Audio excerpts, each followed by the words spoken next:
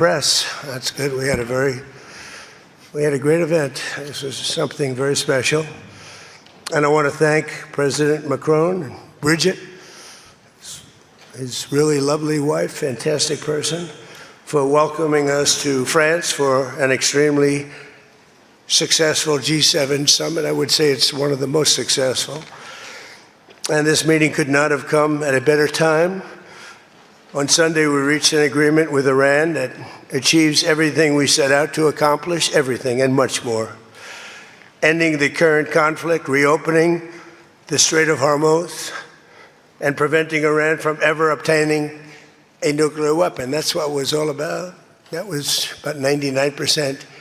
Iran cannot have a nuclear weapon. They can't develop it, buy it. They can never have a nuclear weapon. At the same time, with this announcement, or close to it, as people started to think it was going to happen when Iran was making some very positive statements, the stock market has surged to record highs, picking up thousands of points over the last short period of time, thousands of points. And oil is dropping like it has never dropped before, at levels that went in numbers down $7, down $8. They've never seen anything like that.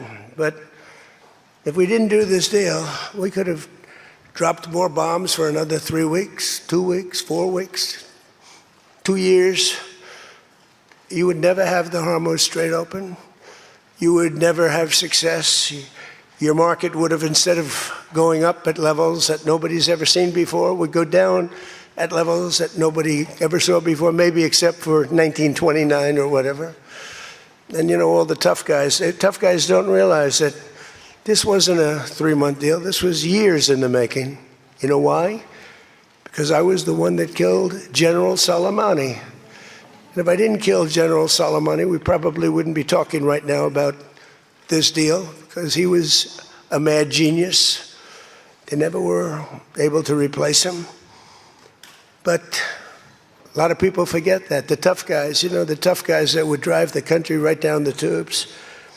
The past 2 days have provided a chance to discuss the details of this historic agreement with many of our closest friends and allies, including the G7 nations and many presidents and prime ministers. As you saw, Prime Minister Modi was here. We had a long talk. He's a great guy. They are thrilled that we made a deal, every one of them. There's not one nation that came to us and said, please, sir, keep dropping bombs on them. Please keep dropping bombs. The stupid people say that. But I'm thrilled to report, and by the way, those last 2 days were brutal. $200 million worth of bombs. And, you know, it is expensive too, by the way, aside from everything else. And they knew I was coming for a third night. We informed them we're coming for a third night. They didn't have their Navy, it's sunk. They didn't have their Air Force, it's gone, not one plane. They didn't have anti-aircraft equipment, so we got free reign. They didn't have their leaders. But they have a new group of leaders that I think is, actually, I think they're smarter. I think they're very smart. I think they're far less radicalized, and I think they're really good. They love their country. You know, you talk about regime change, nobody will say that, but I guess that's, look, their one set of leaders is all gone. Their second set of leaders is all gone. Their third set of leaders a little bit gone, but for the most part, and frankly, I think that's regime change. I think they're going to behave much differently. I think they see a different way of life that they were never exposed to.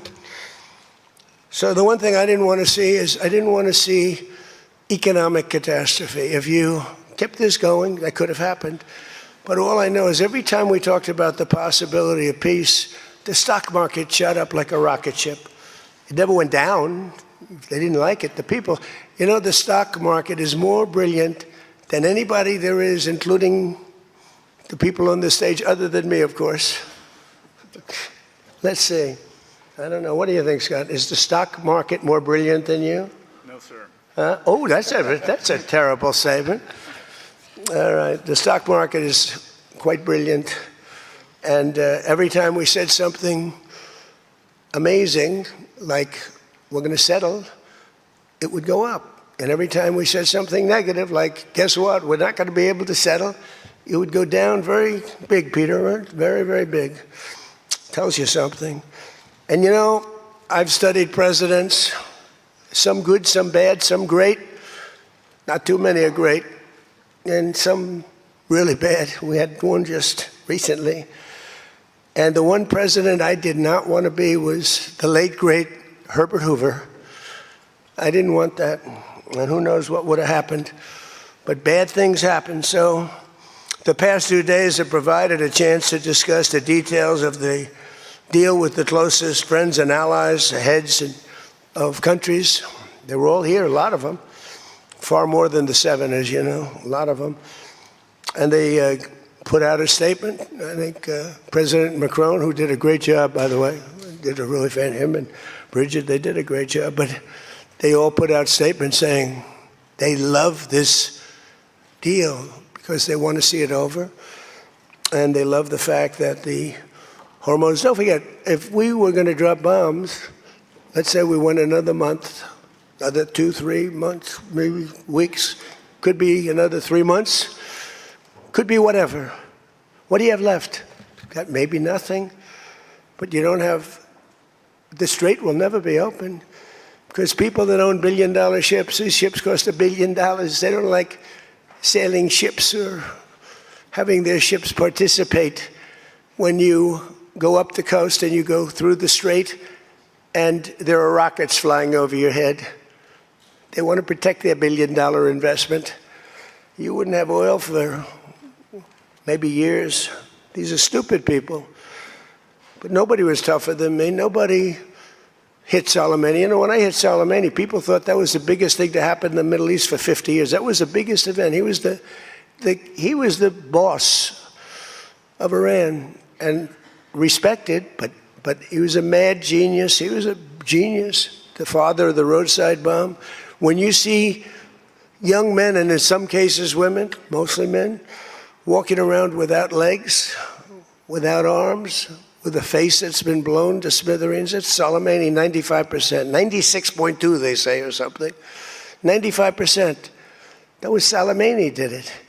Happened to come from Iran, and I blew him up. You remember that? I blew him up in the Valley of Death. He got off his plane, and we followed him. And in all fairness, because they've been wonderful to me, Israel, but they didn't want to do that attack. They were all set. The night before the attack, they informed me they didn't want to do it. So I had to make a decision. I made the decision to do it. But it was a joint venture, as we say in the real estate business. That was a joint venture between Israel and us. We studied it for a month. We knew what plane he was going to be on almost a month before. He only traveled on commercial airliners, big ones with lots of people, because he knew we wouldn't shoot him down. He's very smart. But we knew he was going to be on that plane.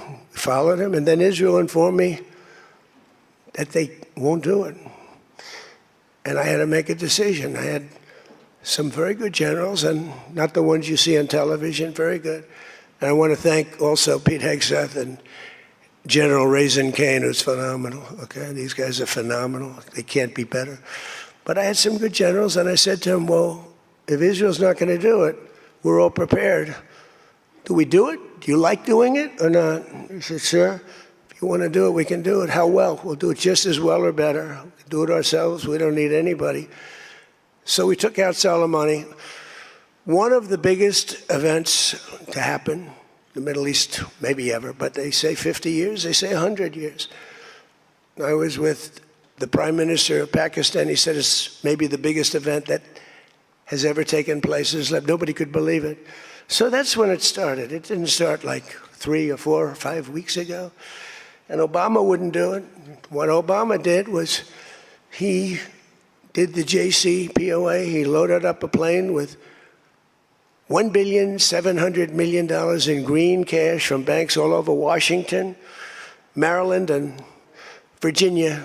They were stripped of all their cash. They had no cash to do payrolls. It all went into a Boeing 757, a wonderful plane, and they flew it to Iran. And they gave it out to people. They bribed people. They thought they were going to get it done. Then they gave billions and billions of dollars after that. And they got a deal that was a road to a nuclear weapon. I get so angry, I guess. I'm allowed to get angry when I watch the Democrats. They talk about it all the time. We had this deal done. You had a deal that was going to give them, legally, a nuclear weapon. And if that happened, Israel would have been blown away. And in all fairness to Bibi Netanyahu, who happens to be a good man, gets a little excited sometimes. But he happens to be a very good man. We've had an amazing partnership. He's been an amazing prime minister. We have a little dispute over Lebanon. I say, you can do a little softer touch, Bibi. You don't have to knock down a building every time somebody walks into it that's from Hezbollah. But it's been an amazing partnership. But he will say, we're the big partner, and he's the very small partner, and that's true. So he came to the country, and he begged Barack Hussein Obama, the president, not to do the JCPOA. He said it could be the end of Israel, and it would have been if I didn't come along. And Obama didn't listen to him. Bibi actually went to Congress and pleaded with them, and he got nowhere. And they had this horrible deal that was horrible for Israel, and that's where it stood. And then I came along and I terminated that deal. It had very little time left. You know, it was a short-term deal. You know, with countries, you need hundreds of years. You don't need 8 years and 9 years. This isn't like you're signing a lease on a candy store in the corner. You need hundreds of years. This was a short-term lease. It expired long ago. Had I let it run, it expired. You wouldn't have been around. A lot of people wouldn't have been around. But Israel would have been terminated. I think the whole Middle East would have been terminated. You saw that when everybody was shocked that all these missiles, they were aimed at these different places. Qatar, Saudi Arabia, UAE. Think of it. Bahrain, Kuwait. They got hit. Nobody thought that was, even I didn't think it was going to happen. They didn't think it was going to happen. They were going to take out the entire Middle East, including Israel. And if they had a nuclear weapon, they would have used it within moments after getting it. So I made it very tough for them when I terminated the Barack Hussein Obama catastrophe. JCPOA, one of the worst deals. NAFTA might have been worse, but that was worse economically. This deal was really dangerous, what he did. He gave them everything, including a lot of money, which we don't give them, by the way, just in case you have any question. We'll be giving this out so you can read it and you can see. And it's a memorandum of understanding. If it doesn't get done in 60 days, that's all right. We go back to bombing. You know, I don't want to do that because it's so good. But we might have to, because we're never going to let them have a nuclear weapon. But they've agreed not to, and you'll see that very clearly in the agreement. But then the second phase of that was they were building, or they were enriching material, as they say. I call it nuclear dust. They were enriching material under granite mountains. Granite being, for those not in the construction business, granite being a very strong, the strongest stone. It's not as pretty as marble, but it's much stronger. It's a lot stronger. Like the new granite I put on the stairs of the White House going to the Oval Office, the black granite, it's rated 1 million years plus. No marble's rated that. Marble's rated 100 years if it's outside. So these are granite mountains. And the B-2s came along and they hit those air shafts in the dark at 1 o'clock in the morning with no moon. They had a beam going right up everywhere. Those guys did a job, and then they were criticized by certain members of the press, like CNN, for possibly not doing that much damage. And it turned out that the damage was far greater. Those mountains collapsed right on top of everything. Nobody's going to get that for a long time. Unless we want to get it, we'll get it. But we're the only ones that can. And they say China has the equipment to get it, and we have the equipment to get it. And it's actually not valuable. Not a lot of value, but we'd like to get it psychologically, but nobody's touching it. We also have cameras. That's what Space Force is. We have the greatest military in the world, by the way. But I'm proud of Space Force because I started it. We have Space Force cameras on every single door, well, there are no doors. They've been pretty well shattered, but every area of that. If somebody walks in and he's got a badge with his name on it, like Mohammed something, which is about a 50-50 guess, Mohammed something. They can tell the name. They can give you a serial number. We can see things you wouldn't believe the quality of the stuff that we have. That's why we've been so successful. That's why our blockade will go down in the annals of history as being unbelievable. Nobody's ever seen a blockade like that. It's like a steel wall. So what happened is we then terminated that, and I call it the nuclear dust, and that was the end of that. But if we didn't hit that with the B-2 bombers, or if it wasn't successful, they would have had a nuclear weapon, a nuclear bomb at a very high level, not the highest, but it would have been a very high level. We have much bigger, but we hope that we're never going to have to use it. We have the most. Russia has second. China is very far behind, but going to catch up, unfortunately. You know, they're catching up, but we have the most. We have the most powerful, but we also have the most. But Russia's not far behind. And then you have China in third place, but within 5 years, they'll be probably even. And we ought to make a denuclearization deal. It would be so great. We don't need all of that. We don't need to be able to blow up the whole world 300 times over. It's terrible. It's really, if we could do a denuke deal, I'd love it. And one of those two is very willing to do it, I will tell you. But the other one is less willing to do it. And you need all of them. So the deal we reached with Iran on Sunday will be signed shortly, tomorrow, maybe the next day. Subject deals. My whole life is all about deals. That's all I ever did is make deals. And crazy things happen with deals. I've gone into deals where it's a guarantee. No way it can not be signed. And it doesn't get signed. And I've gone into deals that you have no chance of making, and they go like nothing. So, but we're going to most likely sign a deal. They want to sign a deal. And they've been acting very appropriately. They took a big 2 hits last week. Those were 2 very big hits. So importantly, Iran has agreed that they will neither produce nor procure a nuclear weapon. Neither produce, because originally they said, they talk about that they will not develop a nuclear weapon. And some people found it okay. These guys didn't, in all fairness. But some people, but I didn't like it. Said it won't develop. I said, what happens if they should buy? I don't know. It's very dangerous for somebody to sell, because whoever sells them a nuclear weapon will get nuked themselves. If they sold a nuclear weapon, only a few that could do it, they would be nuked. They wouldn't have that country long. So it's a very dangerous thing for somebody to do. But I wanted it in there. So it's develop, procure, buy, anything. And you'll see that when you see the agreement, but it's appropriate that we release the agreement. And we did send a copy to Israel, by the way. They've been a good partner. Again, I think they could do better with respect to Hezbollah. I'm not saying they shouldn't protect themselves. I'm saying when 2 drones are shot into the desert and drop harmlessly, you don't have to knock down buildings in Beirut. They could behave better. And frankly, they could do a better job. I love them as a partner. They were terrific. But they could do a much better job with Hezbollah. On that, I don't think they're doing well. And I feel very bad for Lebanon. Lebanon's been, it was a great culture. They had the professors, the doctors, the lawyers. It was an incredible culture, maybe the highest in the Middle East for years and years, centuries. And for the last 50, 60 years, they have been just trashed. They have been living in hell.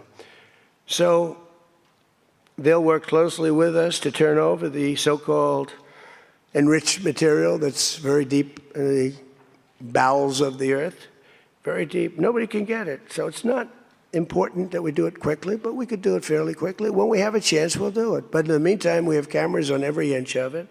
Nobody can do it. And if they do, we'll hit them with Patriots, that's all. And they'll be gone. And they know that. Technical discussions on the removal of all stockpiles of enriched materials will begin immediately. We're going to start that immediately. And unlike Barack Hussein Obama, who sent Iran pallets of cash, and any relief they receive under this deal, they'll have to get based on merit. And it won't be from us. We don't have to give them anything. But some people may want to invest. Like, what are you going to do? Say you can never, ever invest in a country? I mean, it's pretty tough. I don't mind being tough, but it's pretty crazy. You can invest in a country. You can invest in any country you want, but you can't invest there. Well, they need investment because we did $1.5 trillion, maybe $2 trillion worth of damage. So somebody's going to have to help them out. There's no guarantee about helping them out. And could be their neighbors will help them out a little bit. I don't know. But it's a lot of money. Almost nobody has that kind of money. That's the kind of damage that was done. But we're not investing any money. There was a fake story. There was a fake news story that got a man, a person, a good person. J.D. made a statement. It was a perfect statement. And they reported it in a very strange way. But that's why it's fake news, I guess. So we don't give them money. We don't give them any of that. And what happens is with time, if they behave, if they be a citizen of the world, a reasonable citizen of the world. And I think this group, again, I didn't do this for regime change, but I think this group is regime change. I mean, hey, the first group is dead. One little morning, having breakfast, the whole group, they thought they'd never be caught because we never bombed during breakfast, but we bombed, and they all, 88 people. And I'm not proud of that at all. But the second group came in, and they were very unreasonable, too. And they were all gone. They were all gone. And then the third group, we've been dealing with them. Couple left this planet, but we've been dealing with them. And again, they've been fine. I mean, I've had a lot easier. I've had some easier ones. They're tough. They're smart. Maritime traffic through the Strait of Hormuz has already increased very substantially, and the normal flow of energy will resume in the coming days, and trillions of dollars will be made by the world, and the stock market will, I believe, continue to rise. The only difference is that a player that's very volatile, very tough, very smart, frankly, they have, in one way, a primitive culture, but it's also a genius primitive culture. They're very smart people, very good negotiators, but so are we. So rather than possibly going into a depression, rather than having your favorite president be Herbert Hoover, I was always the one I didn't want to be. I wouldn't have preferred Nixon. I wouldn't have preferred, there are plenty I wouldn't prefer, but the one I always thought of, Herbert Hoover, and he caused it. He raised taxes too fast, and he raised interest rates too fast, all at the same time. And it caused the Great Depression. So I don't think I'll make mistakes like that. I lower taxes, I don't raise taxes. In fact, we just gave you the largest tax decrease, largest tax cut in the history of our country. So we'll be working on a parallel effort with the Gulf nations to address non-nuclear issues such as the conventional ballistic missiles, which we'll be talking about, and support. I mean, they have to have some because other people have some. You got to have some. Somebody said, you shouldn't give them one. I mean, I have guys, I like some of these guys, but I don't think they're smart. Sir, you shouldn't let them have any missile. I said, well, what am I going to do? Am I going to let Saudi Arabia have missiles, but they can't have them? Yes, sir. Doesn't work that way, It doesn't work that way. And missiles aren't the problem. Missiles they hurt a little location, but they don't blow up the planet. So the Gulf nations will address the non-nuclear issues. We'll be talking about the ballistic missiles, and we'll talk also about the terrorist proxies that they have. That we don't want that to happen. But I want to thank our partners in both Pakistan and Qatar. These people work so hard. And they knew him a little bit. In the case of Pakistan, quite well. In the case of Qatar, they were sort of at odds. And, Qatar was great because they had right next door. When I flew from that location to Saudi Arabia, I'd fly for 40 minutes, and I'd fly to UAE for 40 minutes, two great leaders there, by the way. In the case of Saudi Arabia, the father's still alive, and he's fantastic, and the son is going to be great. He's going to be great. The Crown Prince and Mohammed at UAE is an incredible warrior. He was dropping bombs Last week I said, who the hell's dropping all those bombs? It was UAE. He's a good fighter, Mohammed. But every administration for decades has sought to get Iran to relinquish its nuclear ambitions, but the threat only got bigger. The words got bigger and bigger and stronger and bigger, and nothing ever happened. And Iran got stronger and tougher. If we didn't blow them up the first time and then blow out those weapons, they would have been unstoppable. This should have done, what I'm doing and what I did, should have been done years ago. Would have been much easier, much less firepower. But it wasn't. And again, I want to thank all those countries, and I want to thank Israel and Bibi Netanyahu. So obviously the breakthrough would not have been possible without the unprecedented pressure the United States put on the regime over the past year and a half. But again, it started a long time ago. It started with the death of Soleimani. That was a big deal. No president in history has ever been tougher on Iran than I have, and they know that. And by the way, if they don't honor the agreement, or some things aren't even mentioned in the agreement, it's a memorandum of understanding, but we have an understanding of certain things without writing it. And if they don't honor that, we'll probably go back to bombing them until they honor it, you know? It's amazing what bombs can do. So I say it, the Obama deal was a road to a nuclear weapon, and let's call it the Trump deal, was a wall for a nuclear weapon that the nuclear weapon could not get through. Nobody's going to get through it. We built a wall. They weren't going to have it, and that's what we have right now. And it says very clearly, the most important clause to me, too, number one, the Strait opens, but that's much less important than the other clause. Clause number whatever, 5, 8, is a very strong statement that they will never have a nuclear weapon. And it doesn't say they'll have one in 5 years or 10 years or 20 years. With Obama, they were able to enrich very quickly. This agreement now provides Iran with a historic opportunity. If they follow the path of cooperation, will have opened for them, their country will have a chance to survive. Now think of it, you know, they have 91 million people. People want me to bomb the bridges. Why don't I bomb? I already did, because, you know, they went back on one of their promises, and I bombed their biggest bridge, the equivalent of that was the George Washington Bridge of Iran.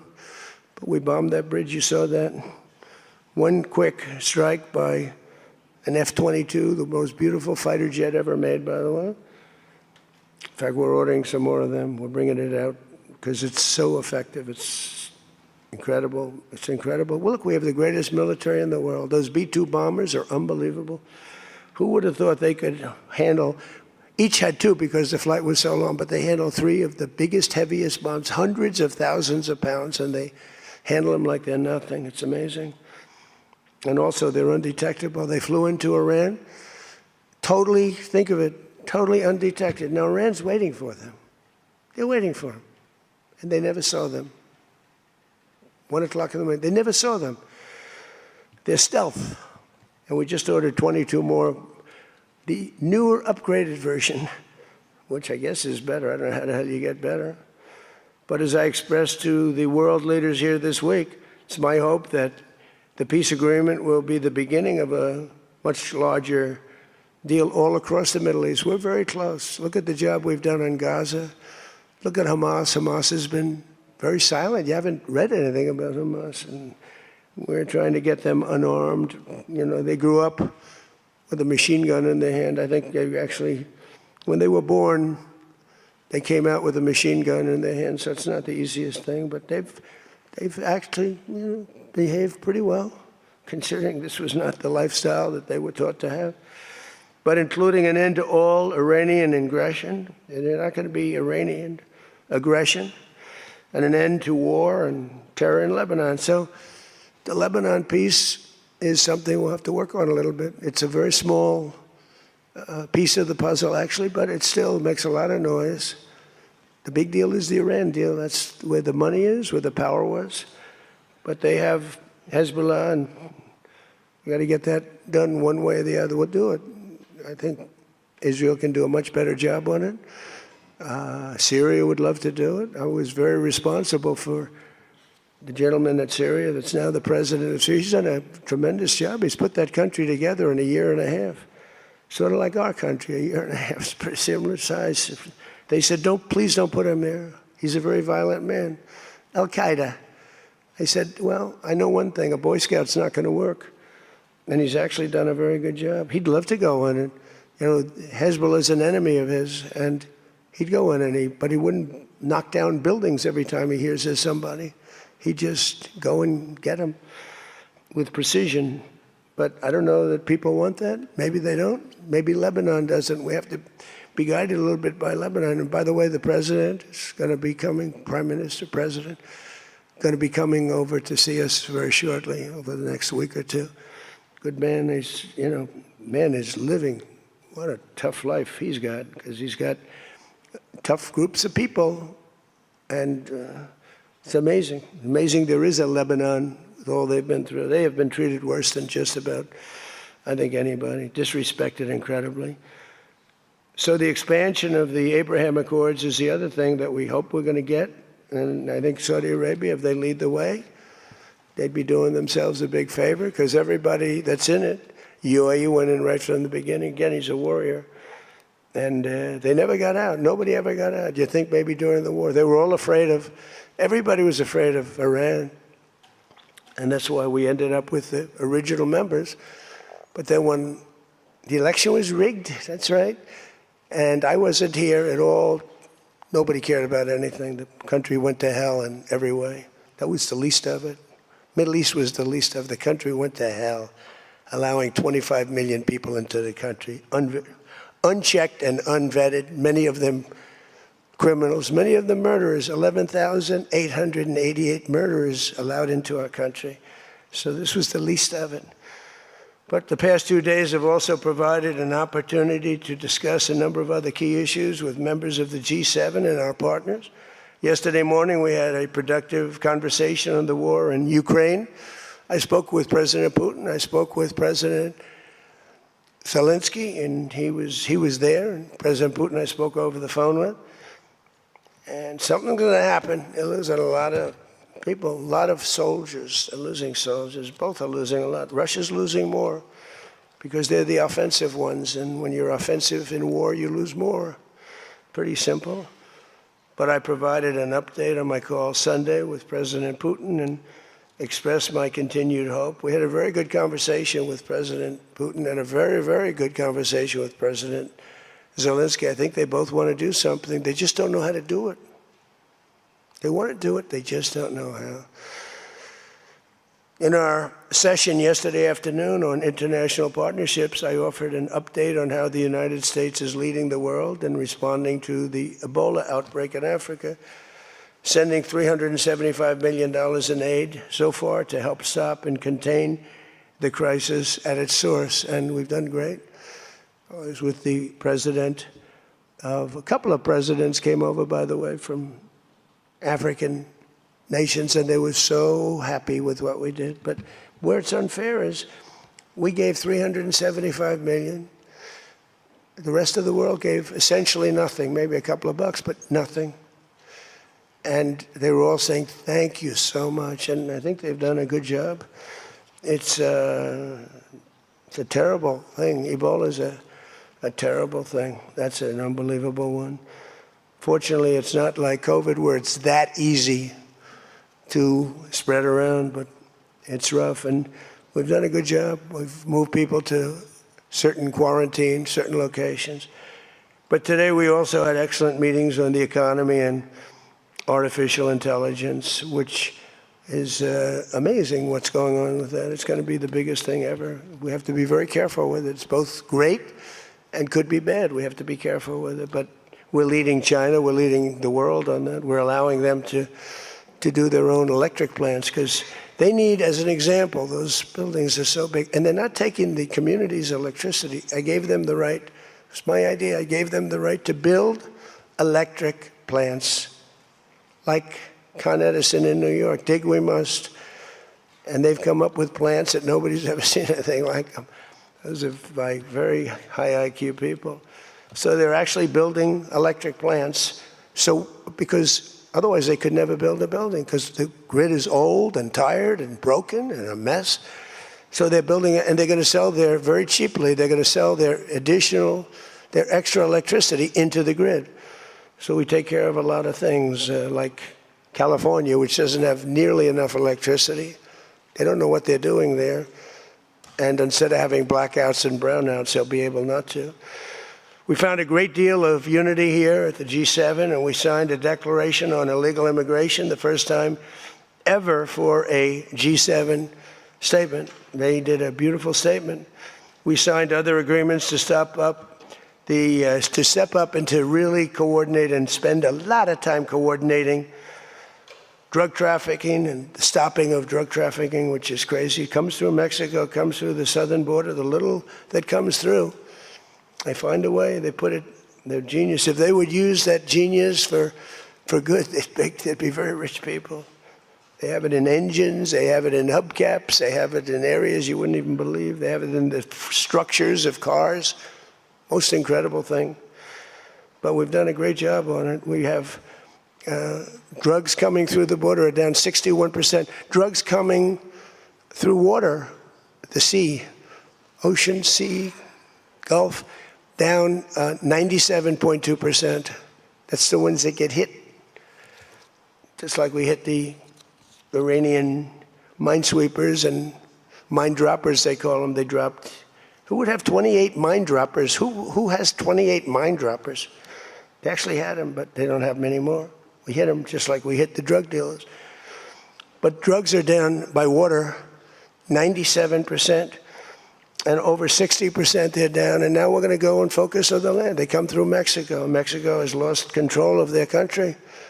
The cartels run Mexico, and it's sad. And the president's a very good woman, but she's a very scared woman. The drug cartels are totally running Mexico. It's not even close. We agreed to accelerate our efforts to secure our critical minerals and rare earth supply chains, where we have great companies really going to town. We're going to give everybody a big run because we do it better and we had to get motivated. The G7 also agreed that the United States' new approach to international development based on the private sector investment is working at levels that they never thought possible. It's really working. I held a number of very positive bilateral meetings, including with the President of France. It was a very good meeting, actually. The Emir of Qatar, Sheikh Tamim. I tell you, I wish I could really know the guy. You know, some people say, well, he lived in that neighborhood. You can't be saying things that you'd like to have him say. He was fantastic on this, and he's been a fantastic guy in terms of energy and getting energy out there. President of the United Arab Emirates, Mohammed bin Zayed, who's an amazing warrior. President El-Sisi of Egypt. Prime Minister Modi of India. We spent a long time together today. I spoke to Mohammed. I spoke to the Crown Prince of Saudi Arabia a number of times. They're all so happy that they're still. You have to have them happy too, you know. We're using their airports. Not that they could stop us if we didn't want them to, but it'd be nice that I went to get that little sucker. But I missed. I hate missing. But we spoke to all of them and many countries all over the world. So every country, I think Israel too. Look, think of what Israel's getting. They're not going to be nuked. It's very simple. I told Bibi, your biggest risk was that they'd drop a nuclear weapon into the middle of Israel. They'd only need one, and there would be no more Israel. Think of it, Bibi. You got the best, the most important thing that you were asking for is that. So I think they're happy. Some people are going to be, not him, but there are some people, some writers, some that I thought were friends of mine, but I don't want them as friends anymore because they're either stupid or they're bad people. But we stopped nuclear holocaust, and it stopped too. I mean, there's not going to be any of that. So from the beginning to the end, it was clear that this week America's back. It's bigger and better and stronger. We're more respected as a country right now, I think, than we ever have been. And we were a laughingstock 2 years ago. They would laugh at us. We had a man that should have never been there. You know that. A man that would walk up to a podium once every year, and they'd ask him, what flavor ice cream do you like? I like vanilla. Then he'd try and find the stairs, which he couldn't find most of the time, and he'd leave. This is very unfair reporting. And then you said you didn't know about that. You didn't know there was something wrong. We can never let that happen to our country again. To me, the worst. We had the worst inflation ever. We had the worst in prices and the costs.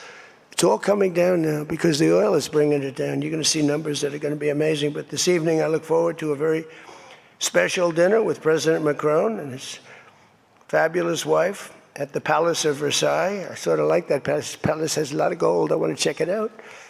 It's a beautiful palace, maybe the most beautiful of all. I hope you're going to get to see it. The ones that are traveling with me, I hope you're going to get to see it because it's amazing. But they asked me if I'd stay a little bit longer and go to Paris. So I'll get home a little bit later, but it'll be a nice dinner. But I'm interested to see it. I mean, that's the ultimate, I guess. It's the ultimate of its type. Louis XIV, celebrating the 250th anniversary of America's founding and America's oldest alliance. And we're celebrating that a little bit tonight. They'll have the biggest people in Europe at the dinner. And those people love our country. And hopefully Europe's going to find its way. Europe is having a lot of hard times. They're doing some things very badly on energy and on immigration. They're doing things very badly. And we'll be talking about that tonight. So with that all said, if you want to ask us any questions, feel free to ask the people behind me. Yeah? Peter? Bonjour. You've been clear, President Trump, the United States is not going to directly pay Iran, but the U.S. is going to let the Iranians start making billions of dollars, selling oil, accessing this reconstruction fund. Only if they're doing things right. Only if, we're not doing anything. We're not putting up money. Only if they're doing things right. If they're doing things right, if people want to invest, they can invest. But they had this $300 million fund. It's only $300 billion fund. It's only if they're doing things right. Remember this also.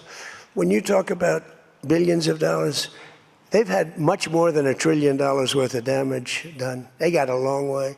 There'll be 15 to 20 years to rebuild what they have right now.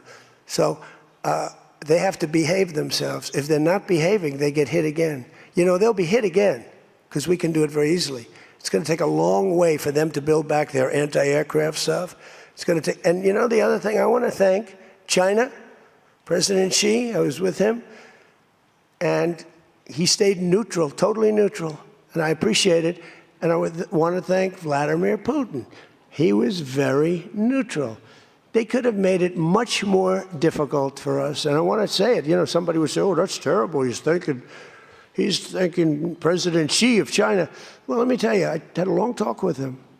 You know, they have shoulder weapons to knock down airplanes. That it's not like the real deal, but they're accurate. They're fairly accurate. I said, I would really appreciate you're not giving or selling any of that stuff to Iran. And you know what? For the most part, he didn't. So I just want to thank them because they made it a lot better. Can you explain, though, what the difference is between giving Iran U.S. dollars and unfreezing U.S. dollars? Well, the unfreezing, that's an easy one to answer. We have taken a lot of their money, and we have their money. We have taken their money. It's not our money. It's their money, and we froze it. At a certain point in time, I guess we're going to have to give it back. You know, if we didn't give it back, nobody would ever invest in the dollar again. If you took their money, because I thought about it, you know, I'm not the most perfect person. I said to Scott, why do we keep their money? What the hell are we giving it back to them? But, you know, people from lots of nations, some nations we don't agree with, they have their money. The dollar's become very strong under me. And they don't want to have a little conflict with somebody and end up having the United States just take their money. So if you do that, you really don't have a system. And I did just want to ask you about this.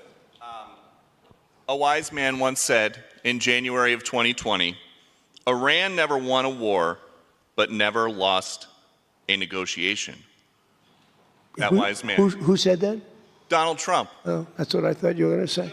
So how do you go back to the United States and convince a skeptical American public that this deal Well, is a look, win? here they lost militarily, okay?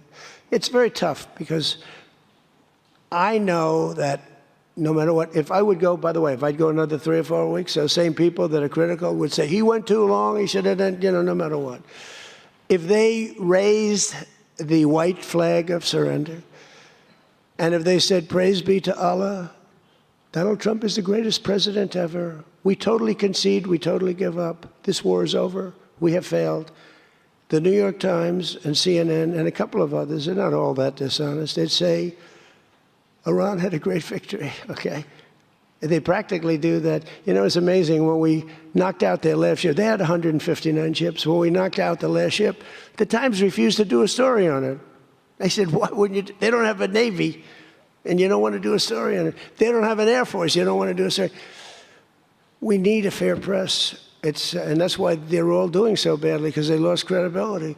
When I win in a landslide, and I had 93% bad press, they take good stories about me and make them bad.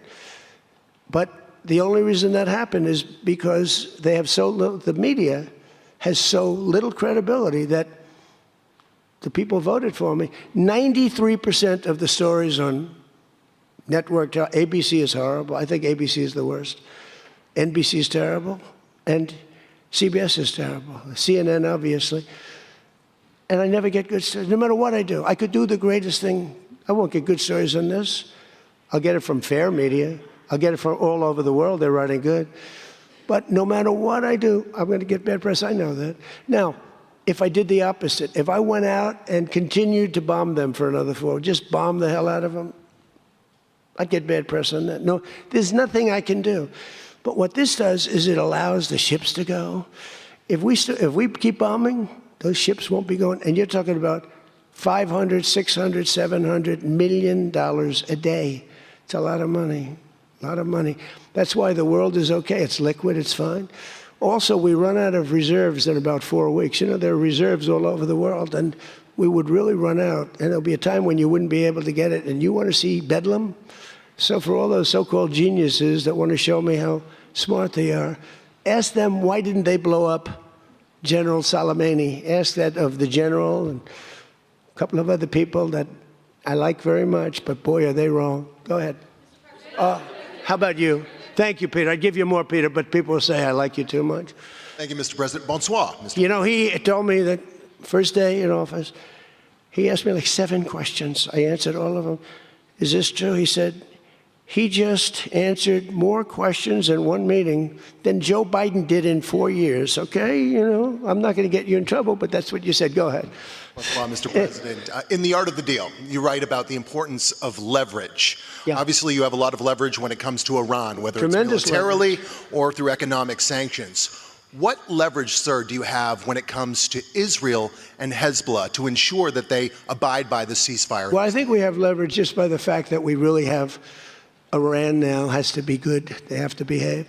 And we might help. That's a much smaller conflict. It's a conflict that should be able to be over with. I'm surprised it's taken so long. And it's a much smaller, but we have a lot of leverage. We have the greatest military anywhere in the world. We have the strongest, most powerful. Look at the blockade. By the way, the blockade was more impactful than all of the bombing raids where we dropped $1 billion worth of bombs on Iran. The blockade was so incredible. The naval blockade, the admiral, the whole thing, not one ship got through. That meant no money got through. They were dying. They had no money. They have inflation that's 250 or 300%. They have no money. We have tremendous leverage. We have the leverage of the economy, as an example. We'll get that done. That's a small one, and we'll work with Israel and get it done. But I'd like to do it. I mean, you have people living there. Buildings are being dropped on top of them or right alongside of them. How would you like to live there? It's so unfair, especially Beirut. You know, you go into Beirut and I looked at the scene 2 days ago, yesterday, where they hit. That was a big hit. That was unnecessary in my book. Yeah, please. Two questions. If you could clarify something you said just a few minutes ago. One of the goals of Epic Fury going into it, you said was... Say it again. Speak up. Sorry. One of the goals of Epic Fury, you said going into it, was to destroy Iran's ballistic missiles and its capabilities to build more. Yeah. Why is it acceptable to you now that they keep some of that capability? And Iran is... What are they keeping? What are they keeping? They have less than other nations now. We knocked out probably 84, 85% of their missiles. The rest of them are underground. They can't even get them out. You know, the other night's raid, I think it was on the first night, we knocked out hundreds of their missiles. Actually, by mistake, we were hitting an area, and you can sort of see when the bombs are going off, and then you see one that looks like, wow, what happened? A lot of missiles knocked out. No, but what are you going to do? Let's spend another 2 weeks and give them none. They don't want to be firing missiles right now. They're going to have a hard time rebuilding. They're going to have a hard time rebuilding. And if people from the Middle East, if people want to invest, and again, they don't have to invest at all, but if they do want to invest, it does have oil. It does have probably a future, but it's going to take a long time. But are you going to let the 91 million people starve to death? I mean, one of the things I was very intent on, they have water desalination plants, very good ones. I could have knocked them out in 5 minutes, just like I knocked out Cargill, and I knocked out everything but the oil. I said, 25, it was so complete. The only thing there is the pipes coming with the oil because I didn't want to ruin the world market because they do a lot of money. But I didn't want to do that, no. It would have been so easy. It would have been easier, and I would have satisfied a group of 10% of the people, but it would have been the wrong thing to do. And it could have caused an international depression. Maybe not. Iran's position has always been that their nuclear program was for civilian purposes. If they come back after the signing of this and say they want to continue to have a civilian nuclear program, is that acceptable to you? Well, I've said to them always, I say, look, you have probably the third largest oil reserves in the world. What the hell do you need nuclear for? You need nuclear for some electricity? So I've always felt that way. So we've been pretty tough on that. It is a little hard, though, when you say that somebody wants it, other people have it, other adjoining states have it, and you're not letting them have it for purposes of electricity and things like that. It's always a little tough. You have to use a little common sense, please. New York Times, please. Thank you, Mr. President, for the question. Now that you're approaching a new phase in this conflict with Iran, can you now say whether you will hold anyone in your administration accountable for the strike on a school that killed more than 100 children on the first day of the war? No, if it was a fault, and as you know, that's under investigation. It's such a strange question to be asked at this state, because you're talking about a long time ago, but nobody did that on purpose. I guess you'd have to say about them, what about the thousands of soldiers that they blew up when they opened their car door? What about the thousands of people that were killed by Iran? No, mistakes are made. The war is nasty. But I know it's under investigation, and I could have a report for you tomorrow. Or I would ask Pete Hegseth that question, because they have it under investigation. Please. Mr. President, you've been saying all week that this deal permanently prevents Iran from getting a nuclear weapon, but the drafts of the deal that have been floating around barely mention Iran's nuclear program. So can you explain how exactly the deal achieves that goal? So when I say permanently, it should be permanently. But if it's not permanently, we will bomb them.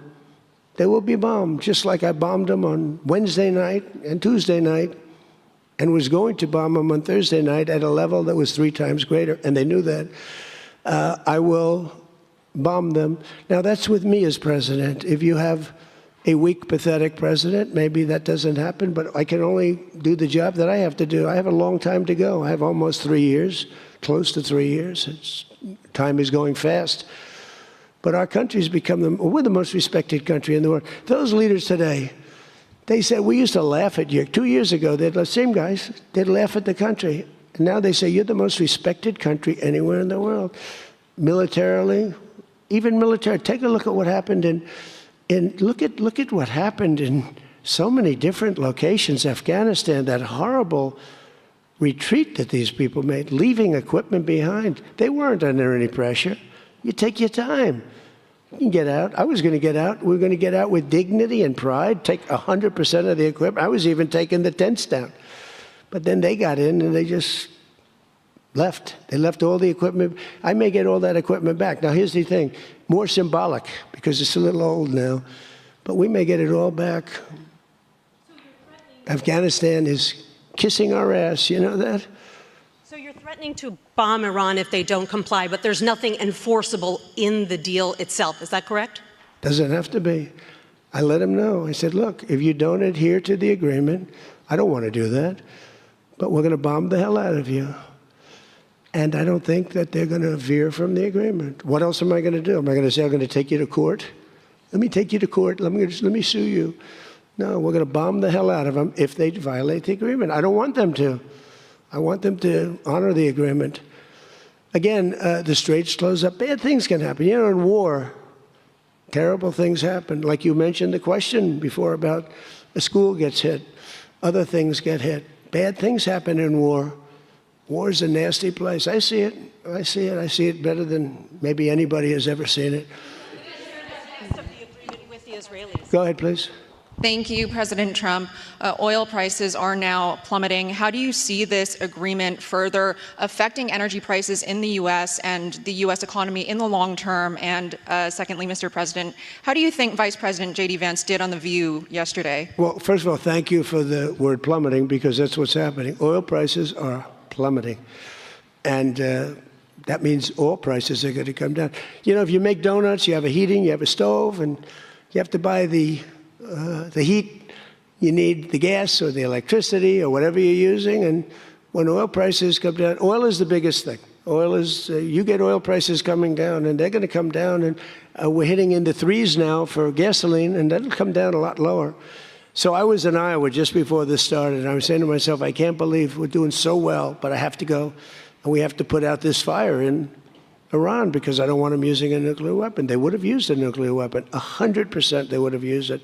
The only question is, was it going to be that day or that week? They would have used a nuclear weapon. They were on the way. And I said, we're going to have to put out the fire. And I said, you know, oil prices, so gasoline, we passed 2 gas stations in Iowa, made a speech up there. The people are great. I won it by so much. And I love the people, farmers. And we passed 2 gas stations. One was $1.85. One was $1.91. Now, that's Iowa.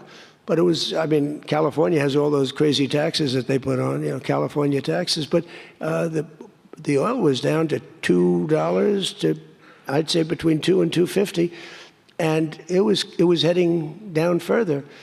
And we were going to have a great run.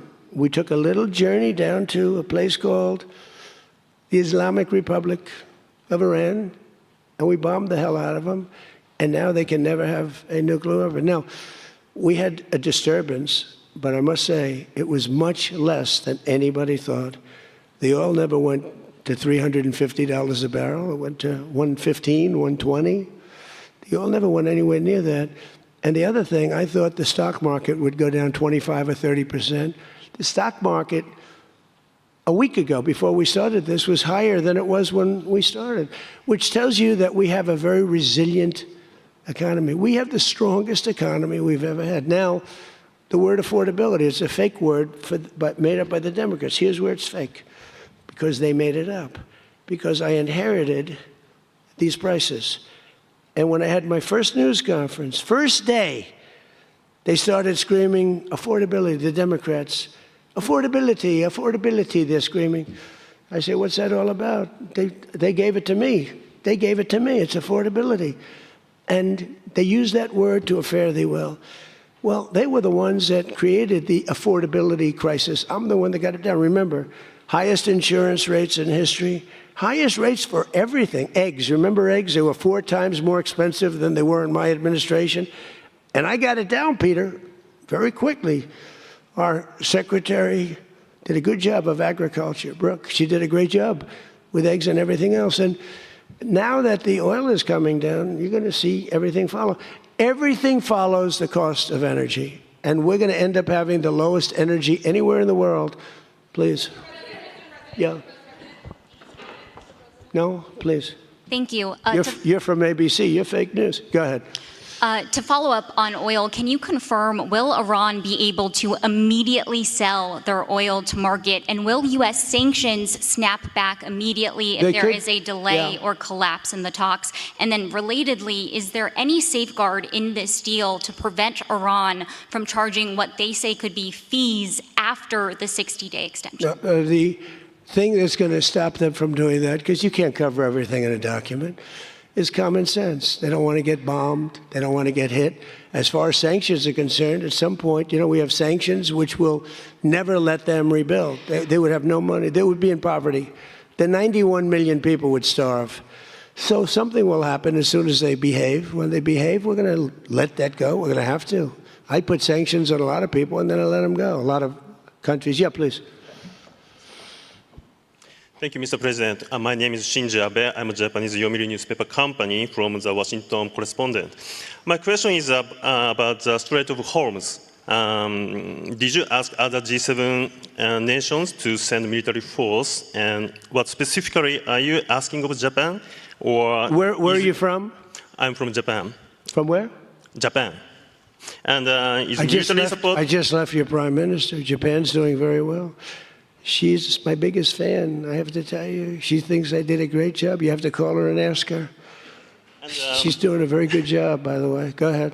And military support is no longer necessary? Yeah, but what do you want to know? Go ahead, just tell me. What do you want to know? Okay, my question is, did you ask other G7 nations to send military force? And what specifically are you asking of Japan? To send the Air Force? For what?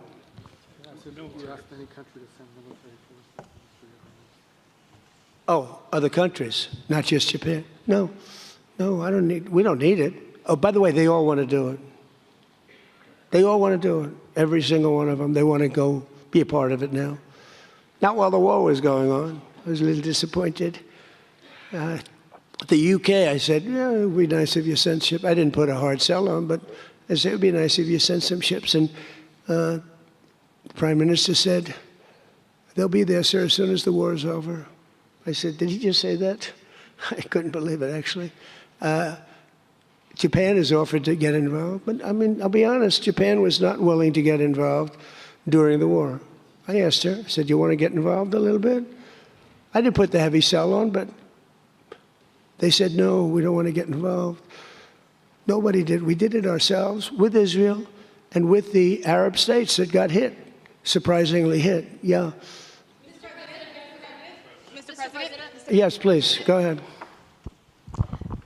Thanks a lot, Mr. President. Question on Brazil. I would like to know, how was your interaction here in Evian during the G7 with the Brazilian President Lula?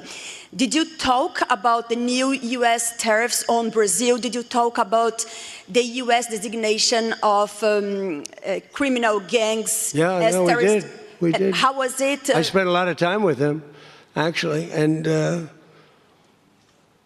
it's become a little rough country, right? Politically. It's been a little dangerous politically. You're talking about Brazil. Yeah? It's been nasty. I hear they arrested somebody that's running for office today. I found that out after we left. I just said goodbye to him, and I heard that they arrested the Bolsonaro Jr. He was doing well in the polls, and they arrested him because he made a statement in Texas.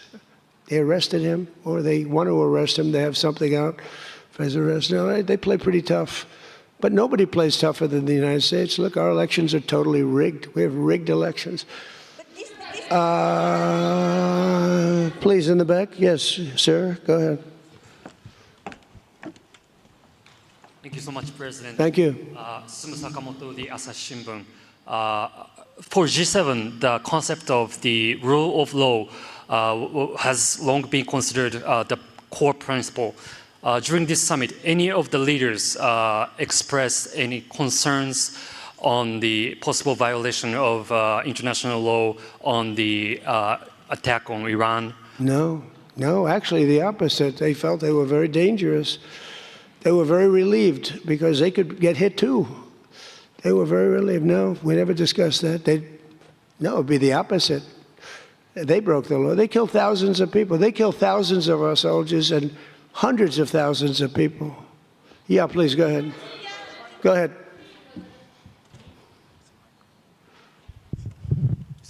Okay. Mr. President, yes. Yesterday, the Pakistan thanks for the Chinese government to help make a peace talk between Iran and the United States. So, what do you think about the China's work to get the United States and Iran sitting down to talk and make the deal? And the second question is. Okay. Let me answer the question. Okay. So I think China's been terrific. I told you that before. They could have been bad. They could have sent in to try and block or break the blockade. They could have sent in an oil ship with 6 destroyers alongside of it on each side. They didn't do that. President Xi helped me. He tried to help, and I think he probably helped get it solved. You know, they get 50% of their oil from that location. So that wasn't that easy. President Xi was fantastic. He tried to help me solve it. And he didn't give any big weaponry. I guess we'll find something somewhere along the line. But he didn't give any big weaponry, I can tell you that. No, I think China I couldn't ask for much more. Again, they were impacted because they get more than 50% of their oil from the Hormuz Strait. And no, I thought they were fantastic. Okay, how about one more question right here? Go ahead, please. The latest YouGov Economist poll shows that Democrats have lost a 5-point edge on the generic congressional ballot. They just have now just a 2-point lead since February. Do you think that they're losing momentum? Well, I see the Republicans in generics. You know, generics are very important. I don't know how accurate, because I see a lot of bad polls. The polls are very dishonest, just like a lot of reporters, like these people over here, are very dishonest. CNN, ABC, it's a whole group of them over there. They're really dishonest people. But, you know, and really networks are very dishonest.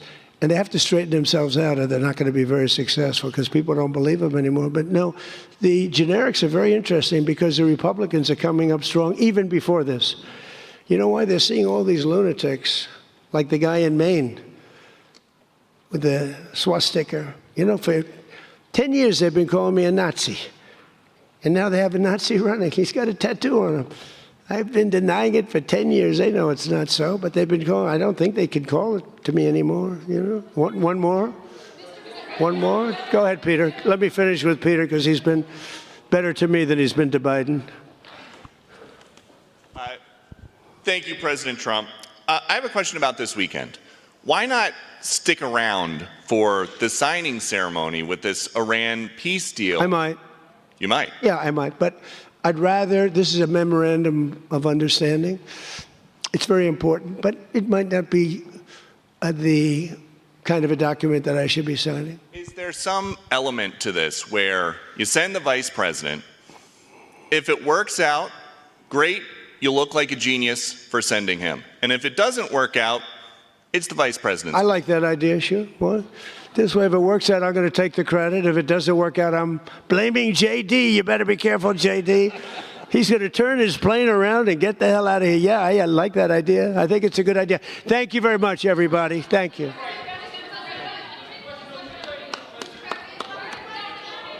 Thank you, everybody.